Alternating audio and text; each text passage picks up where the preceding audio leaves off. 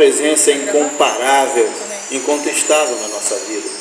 E agora, no nome de Jesus, nós entregamos o Teu Filho em Tuas mãos, ó Deus, e seja Ele canal do Teu fluir, e que a Tua palavra vá de encontro a cada coração nesta noite, em nome de Jesus. E você pode dizer? Amém. Você pode aplaudir a Ele. Aleluia. Louvado seja o nome do Senhor, irmão. Amém. Poderia sentar, irmão?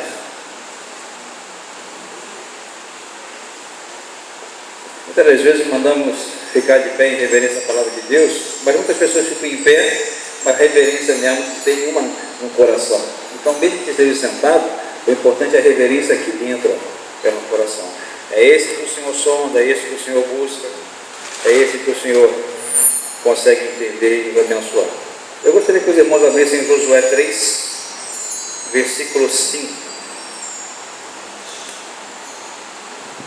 Josué 3, versículo 5.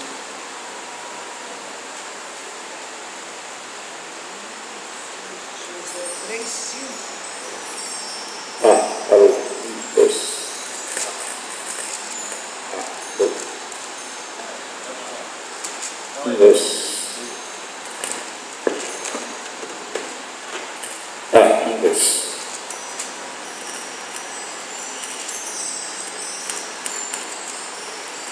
1, 2. 1, 2. Um, dois. Jesus Cristo salva. 1, 2. Josué 3, versículo 5. Josué 3, versículo 5. Alô, 1, 2.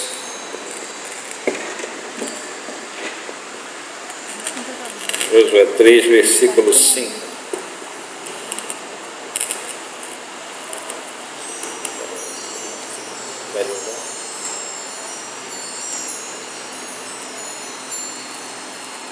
Todos encontraram? Amém. Josué 3, versículo 5 diz a palavra de Deus, diz assim: E disse Josué também ao povo: Santificai-vos, porque amanhã fará o Senhor maravilha no meio de vós. Toda a igreja, numa só voz agora. Josué 5, 3, 5. Todos falando agora. Disse também ao povo: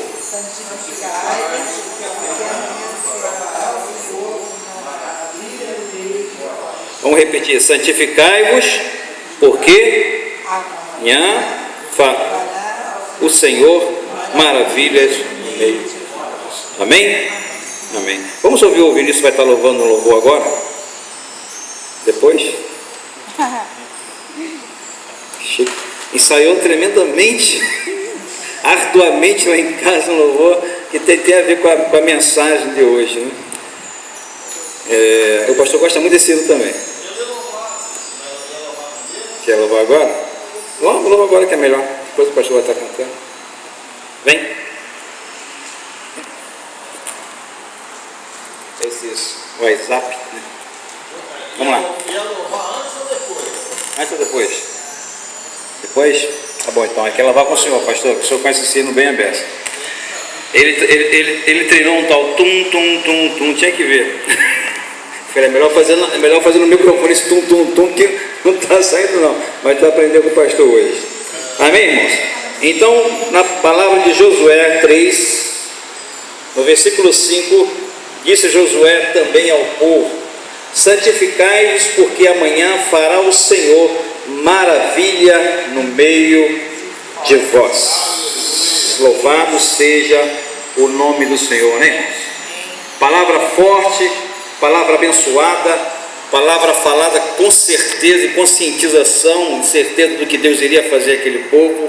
Após essas palavras de Josué, o povo passou a seco no rio Jordão, que já transbordava, né, a sua beira, segundo diz a palavra de Deus, estava transbordante, estava alto, e o povo passou ali a seco. Mas o que eu quero citar para os irmãos ainda esta noite, não só essa palavra que fortifica, mas quero contar uma história que os irmãos inclusive já conhecem, mas somente frisar alguns pontos que Deus me tocou no coração em relação a essa palavra que fala também em Daniel, no capítulo 3. Pode abrir em Daniel capítulo 3, e nós vamos estar falando inclusive sobre esta palavra. E o texto diz, no Daniel capítulo 3, antes, vou ler o Daniel 1, que diz assim: e no ano terceiro de reinado de Joaquim, rei de Judá, veio Nabucodonosor, rei de Babilônia, a Jerusalém e a sitiou. O que ele quer dizer, a sitiou? Ele tomou como escravos. E Daniel 3, que nós estamos falando a respeito, foi: o rei Nabucodonosor fez uma estátua de ouro, a altura da qual era 60 côvados, a sua largura de 6 côvados, levantou-a no campo da Dutra, na província da Babilônia. Sobre isso queremos falar hoje, sobre o que Deus fez na vida desses homens. Creio que todos nós conhecemos a história, não vou estar frisando a história, mas frisando os pontos que eu vejo que é necessário para os nossos dias de hoje. E uma das coisas que eu acho super interessante nesse texto, que os irmãos já conhecem, que eu não vou estar cansando os irmãos com essa mesma, frisando ou repetindo o que já os irmãos já conhecem, mas o que eu acho super interessante no ensinamento judaico é que eles são fiéis aos ensinamentos deles. Não existe judeu analfabeto. Todos eles são instruídos, todos os judeus são instruídos, e eles passam os ensinamentos de pais para filhos, os ensinamentos, principalmente a sua crença no Deus vivo, eles passavam com uma ênfase tremenda, ao ponto de quando Nabucodonosor chegou a Jerusalém e a tirou como cativo, ganhando deles a guerra, porque o povo estava em erro, Nabucodonosor levou como escravo. Isso nos quer dizer o quê? Quando nós estamos errantes na terra, ou quando nós estamos falhando, ou não seguindo a vontade de Deus, ou estamos nos prostrando diante de Deus, que não é o verdadeiro, abra seu olho, porque pode advir algo ruim na sua vida. Isso não quer dizer que muitas das vezes acontece alguma coisa, alguns fatos que nos atrapalham, tribulações, não quer dizer que você está no erro. Uma coisa não tem a ver com a outra, mas quando nós estamos fora do caminho de Deus, Satanás, pega você com vontade, porque você está num aprisco. É como se você olhasse aqui um curral, e somos ovelhas, estamos nesse curral, o lobo está lá, fora do curral, só esperando você botar a patinha do lado de fora, a cabeça do lado de fora, para ele chegar só aí, pró. E olhando isso para o mundo espiritual, quando nós estamos fora ou errante do caminho de Deus, Satanás só está de olho, observando. Ele sabe o que você mais gosta, o que você mais quer, como ele pode cativar, como ele pode te pegar pelo pé. E aí que a pessoa entra. Foi nessa que o povo de Jerusalém entrou. Eles começaram a seguir aos povos vizinhos que adoravam outros deuses. Verdade? Nós conhecemos essa história. Mas o que eu digo, que me chama a atenção, é os ensinamentos que eles passavam de pai para filhos, de pai para filhos, e vinham mantendo isso firmemente, de tal forma que os próprios filhos, anos e anos e anos e anos atrás, tu vê lá no tempo de Daniel, olha lá no início, lá em Gênesis, os pais passavam para eles, até chegar aos filhos de hoje, como chegou a Daniel, Sadraque, Mesaque e Abednego, os ensinamentos que eram jovens quando eles foram levados cativo, quando foram levados presos para servidão, para ser escravo do rei, eles eram meninos, eram crianças, e mesmo assim eles não tiveram o desejo de querer conhecer o mundo ou se envolver com o que o mundo oferecia para eles, porque eles foram separados até mesmo para ficar próximo do rei. Então eles podiam todas as coisas para eles podiam chutar o balde, agora eu vou deitar e rolar, como muitos adolescentes, ou como muitos até barbados fazem, ninguém está vendo aqui, eu estou fora da minha cidade, não estou aqui no meu bairro, eu não estou, aqui ninguém está me vendo, ninguém sabe onde é que eu estou sozinho, mas o olho de Deus está sobre nós. Deus está nos vendo, Deus está no controle de todas as coisas. Por mais que a gente fale, poxa, a minha tribulação é enorme, o meu problema é muito grande, eu não consigo resolver, dei de cara com um paredão e não consigo ultrapassar, mas o nosso Deus pode fazer com que nós venhamos passar. Pode ou não pode? Pode ou não pode? Então os ensinamentos deles eram certo, firmes, e passavam com veemência tremenda os ensinamentos. E aí é que eu vejo a preocupação de muitos de nós não passarmos isso para os nossos filhos. A Bíblia diz lá em Provérbios, diz: ensinai a criança no caminho que deve andar, e até quando ela crescer, ela não se esquecerá. Amém? Então temos que falar a tempo e fora de tempo, temos que procurar ganhar os nossos filhos, ensinar para eles o que cremos é verdade. Não existe essa de cada um escolhe a sua crença. Ah não, cada um escolhe o seu Deus. Não, isso aí cada um escolhe. Se ele quer adorar outro, ele escolhe. Se ele quer ser da católico, seja. Não, Senhor. Você não acredita que Jesus Cristo é o nosso Salvador? Você não acredita que o Deus vivo é o nosso Senhor? Passe isso, porque isso é a verdade. Não tem que esperar. Não, vou deixar ele negativo. Ensina para ele até os 18, até os 20 anos. Enquanto estiver debaixo do teu teto, ensina para teus filhos o Deus que deve ser adorado.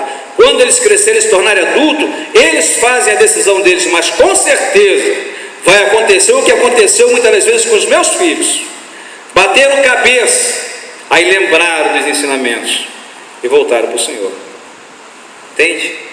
Assim esses meninos, quando foram levados, eu acredito que alguém imagina, eu já até preguei a respeito sobre isso. Você imagina a dor de um adolescente agora abandonado, sem seus pais, sem seus parentes. Somente tinha os seus colegas, como Daniel tinha a Sadraque, Mesaque e Abednego ao seu lado, somente eles conhecidos, mas os seus pais, parentes e tios estavam fora, longe dali. Mas eles mantiveram a fé que aprenderam, a fé em Deus vivo. Eles não se tocaram, não para a direita nem para a esquerda, mas tu vê que Nabucodonosor, no capítulo 3, quando ele diz que veio a Jerusalém e a sitiou e levou, porque Nabucodonosor era um guerreiro tremendo, e na cidade, quando ele levava o povo para poder servi-lo, existia de várias línguas, várias pessoas, vários estados, aonde ele entrava com a sua guerra, ele ganhava. Aí eu tirei como tema para essa mensagem que diz assim: como está a sua relação com Deus? Podemos meditar nisso? Como está a sua relação com Deus? Como é que estamos? Eu me pergunto, eu faço essa pergunta para mim, e tenho feito essa pergunta para mim, e às vezes me acho em falha, me acho em falta, né? Me acho em falta, e Deus diz para mim: santificai-os, santificai-os. Tu vê que Josué disse o que para o povo? Santificai, que amanhã Deus fará maravilha no meio de vós. Eu me lembro um tempo atrás, quando estava dirigindo a igreja, tinha mais de 200 membros, lá em Santa Cruz. Eu fiquei dirigindo essa igreja durante um mês, enquanto o pastor estava de férias. E eu teve um estudo bíblico que chamava a atenção justamente para isso. E as pessoas começaram a questionar a respeito: mas como é que Deus pode fazer? Eu falei: vamos fazer um teste. Era de manhã. Vamos fazer um teste? Vamos nos santificar, eu digo hoje. Vamos nos santificar hoje, um dia pelo menos, e vamos ver o que Deus vai fazer de noite. E os irmãos levantaram com força. Amém, irmãos? Vamos nos santificar hoje. Começaram a falar, está até me arrepiando. Vamos nos santificar hoje, só hoje, e vamos ver o que Deus pode fazer. E eles assim fizeram. Quando chegou a noite, irmão, não tinha espaço. Apareceu tanto visitantes que eu vou te contar, coisa que não acontecia normalmente. Mas apareceram visitantes, não sei de onde. Deus mandou, Deus enviou. Não tinha espaço, porque somente santificaram um dia. Aquele dia tirou para a oração: vamos nos santificar e vamos ver o que Deus pode fazer. E aquele povo se santificou, aquele povo se entregou, e eles puderam ver a maravilha de Deus. E tu vê que não foi diferente no povo de Josué. Deus já estava nos dando exemplo naquele tempo sobre esse texto: santificai-vos, que amanhã Deus fará maravilha no meio de vós. Muitas das vezes estamos com pessoas enfermas que a gente não vê como curar. Para a gente não tem mais cura. O médico já praticamente entregou. O médico muitas das vezes faz como fez uma vez na minha vida do meu filho, dá alta para morrer em casa. Isso acontece muitas das vezes. Eles chegaram ao limite deles, não conseguem mais nada. Às vezes está com um problema que, poxa vida, essa causa não sai. e com mais que eu oro, Deus não está me permitindo, não está vindo, não estou conseguindo a vitória. A gente depara com barreiras, muitas das vezes, que a gente não consegue ultrapassar. A gente não consegue, muitas das vezes, porque nós somos humanos, porque às vezes estamos crendo na nossa força, na nossa musculatura, no nosso poder, às vezes no nosso galardão, entendeu? No nosso conhecimento, no nosso estudo. Estamos presos muitas das vezes às coisas terrenas, irmãos, e não podemos estar presos às coisas terrenas. Às vezes eu fico preocupado, às vezes, em vir, e fico preocupado, não, o Guadalupe não está muito bom, é melhor não ir, vamos fazer o culto em casa mesmo. Mas não é assim, não. Eu tenho que ir confiar em Deus, porque se eu fechar os olhos aqui, eu vou estar com meu Deus. Quem sou eu? Não sou um servo de Deus? Vou temer por quê, irmãos? Por que eu vou temer? Eu não tenho o meu Deus que me guarda, eu não tenho um Deus a quem eu sirvo, eu não creio nele. É nele que eu tenho que crer. Eu não tenho que crer nas minhas forças, nas minhas condições, nos meus conhecimentos, não. A minha firmeza tem que estar no Deus vivo, esse que eu não consigo enxergar, mas posso sentir. Amém? É nesse que nós devemos nos manter. Essa fé tem que estar firmada no Senhor, não nas nossas posses, nos nossos conhecimentos. Porque a fé daqueles jovens, eles não tinham ninguém, eles não tinham um tio, eles não tinham conhecido para falar, me guarda agora, o rei vai querer pegar com a gente, me ajuda aí. Não tinha mais ninguém, eles estavam dominados e foram pegos na sua família e levados como escravos para servir ao rei. Então eu vejo que ali, não importa aonde você esteja, irmãos, eles não estavam mais na sua cidade, no seu lugar, no seu habitat, mas Deus estava ouvindo eles. Não importa onde você venha a estar, não importa o lugar, o estado, o país, onde você esteja, Deus é contigo, irmãos. Essa credibilidade você tem que ter dentro de você. Não importa o que aconteça, faça como Jó. Veio praga sobre eles, ficou leproso, perdeu tudo, e ele falou, não eu vim, não eu volto, mas bendito seja o nome do Senhor. Não importa o que venha acontecer. Às vezes as coisas acontecem na nossa vida, a gente quer fraquejar. Poxa, meu tio está doente, eu tenho tio enfermo, mas eu creio que Deus pode mudar aquela vida. Está na mão dele, eu creio piamente, como creio que ele está aqui conosco nesse momento. Eu sei que ele pode mudar aquela vida. Tenho orado toda noite por ele, e louvo a Deus porque tem algumas orações que eu tenho feito toda noite e já está refletindo, Deus está abençoando. Pastor Sabino já está bem, você sabia disso? Aleluia, louvado seja Deus. A minha irmã, ela ficou de vir domingo, hein, pastor? Domingo, não existe mais vírus nenhum. Deus combateu aqueles vírus, aqueles problemas dela todinha, curada. Então Deus tem ouvido as orações, mas Ele faz como Ele quer, não como eu queria.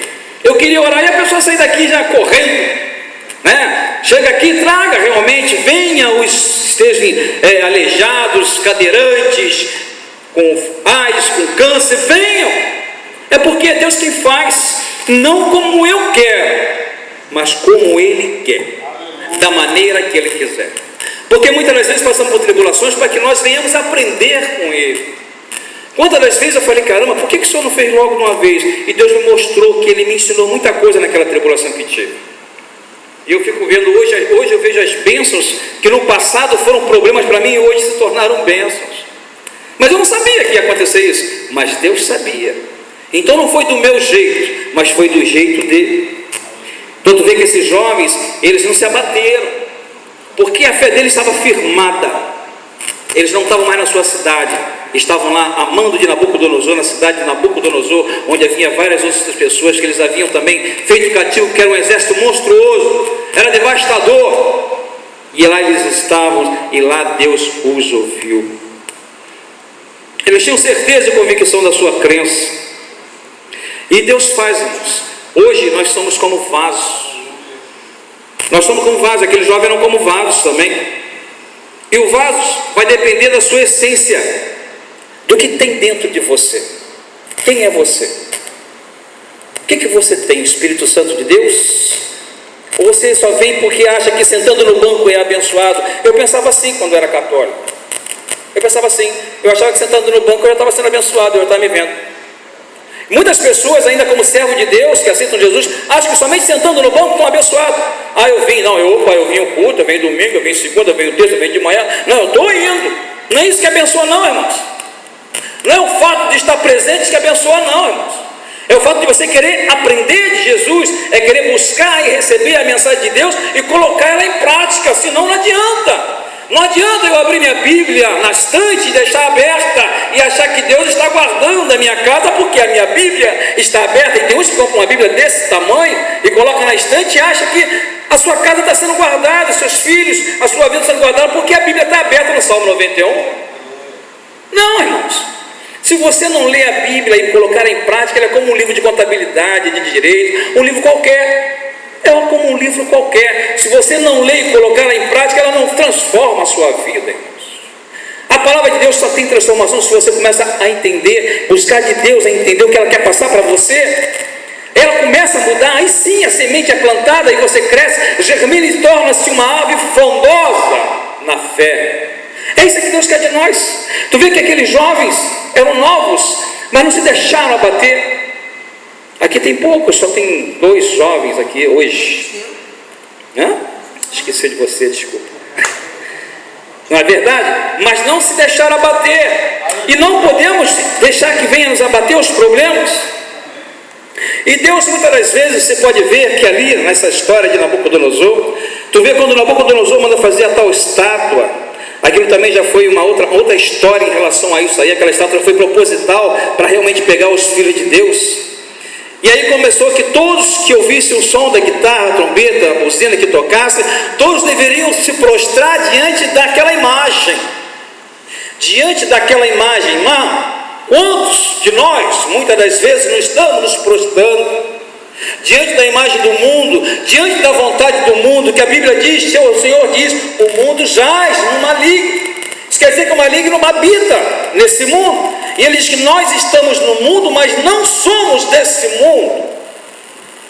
Amém, irmãos? Amém. Isso não lhes alegra? Você, Ricardo, está no mundo, mas não é desse mundo. Não é gostoso você saber disso? Amém, né, irmãos? Maurício, meu irmão, não é gostoso você saber disso, irmão Regina? Não é bom? Você está no mundo, mas não é desse mundo. Não é desse mundo.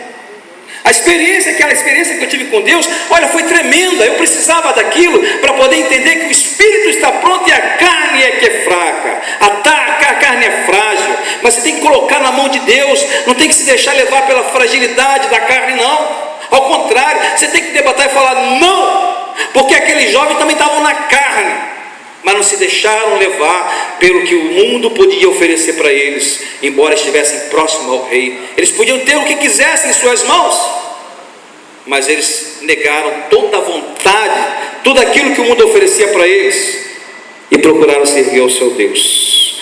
O que está em nós? Qual é a essência do nós? Somos um vaso.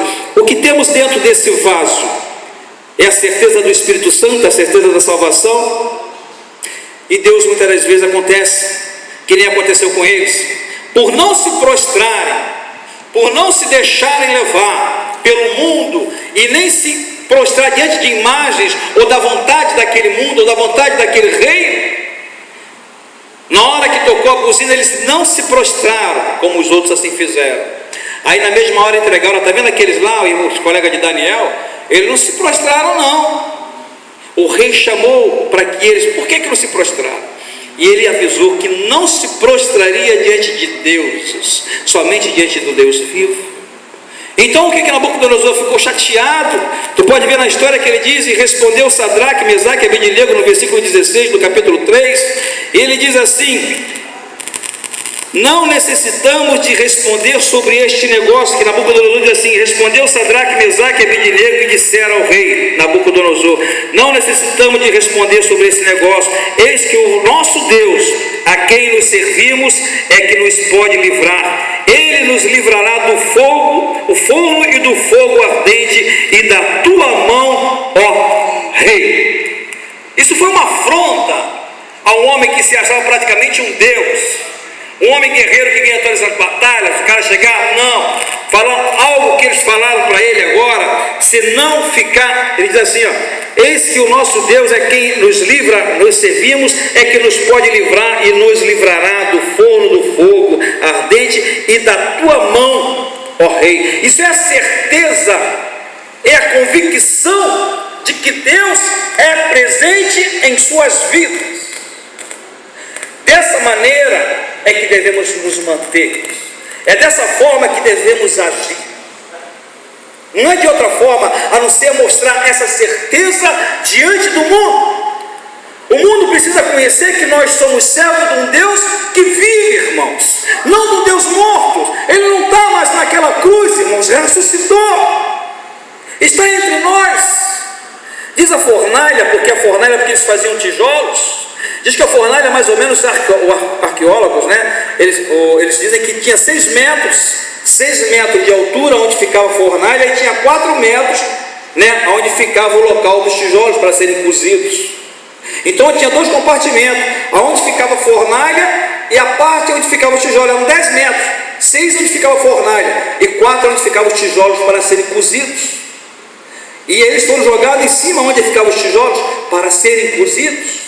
Só que Nabucodonosor, chateado, revoltado, disse para eles, né, aumentai 7 vezes mais a temperatura da fornalha. 7 vezes mais. A temperatura normal já cozia os tijolos, já mataria um homem tranquilamente. Mas ele falou, aumenta 7 vezes. 7 vezes mais. Tanto que os homens, quando levaram ele à porta da fornalha, morreram, só com a quentura. E eles foram jogados na fornalha. E jogados na fornalha, com a certeza de que Deus vivo poderia salvá-los. Quantos de nós, muitas das vezes, estamos aqui na fornalha? Estamos num problema que não conseguimos desatar, não conseguimos resolver. Olha, quem dera que eu pudesse ir lá no meu tio e somente colocar a mão nele e ele ficar curado de uma vez por todas.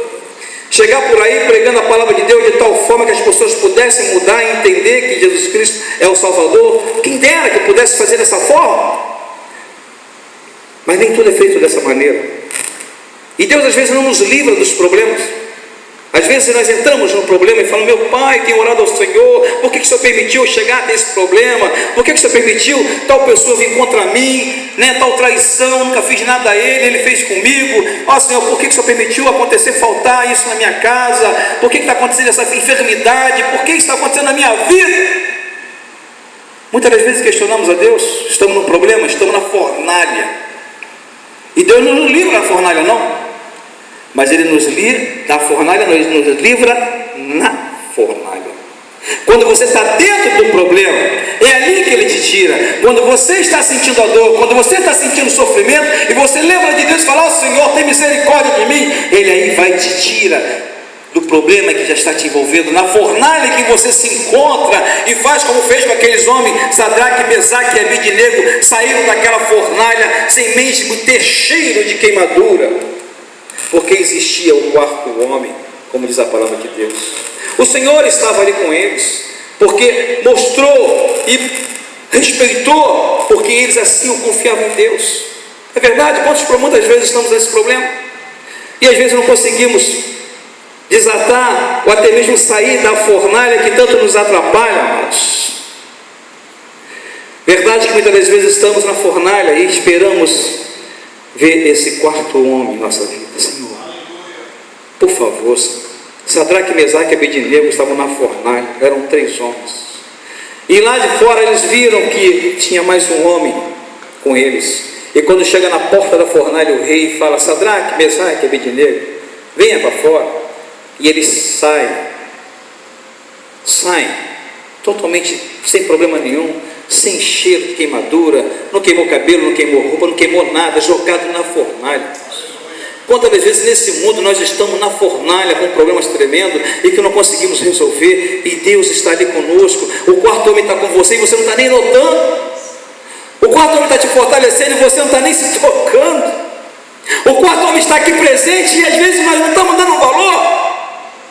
O 4º homem está conosco, irmãos, Ele está presente nesse momento, porque é assim que devemos crer, porque a palavra diz isso, onde tiver 2 ou mais reunidos, Ele diz, ali eu estarei, e Deus está conosco nesse momento. Podemos falar, somos poucos, mas porque Deus quis que esses poucos ouvissem essa mensagem hoje, e não os outros. Amém? Dessa mesma forma devemos crer, é dessa forma que temos que ter a convicção de que Deus é conosco. não importa o problema que você esteja passando, não importa o que esteja te atrapalhando, porque o quarto homem da fornalha está com você. Amém, irmãos? Louvado seja Deus. Tu vê que Josué, quando ele diz lá, capítulo 3, versículo 5, quando ele diz àquele povo: santificai-vos, porque amanhã, disse Josué também ao povo: santificai-vos, porque amanhã fará o Senhor maravilha no meio de vós. E eu digo para os irmãos, e digo para mim mesmo: santificai-vos, porque amanhã fará o Senhor maravilha no meio de vós. E Deus fez, irmãos, e Deus tem feito, e Deus tem feito. E aqueles que ainda não tiveram essa experiência, Deus vai fazer. Creia somente, e eu tenho certeza que Deus vai abençoar. Amém? Louvado seja Deus, eu agradeço a Deus pela oportunidade. Amém?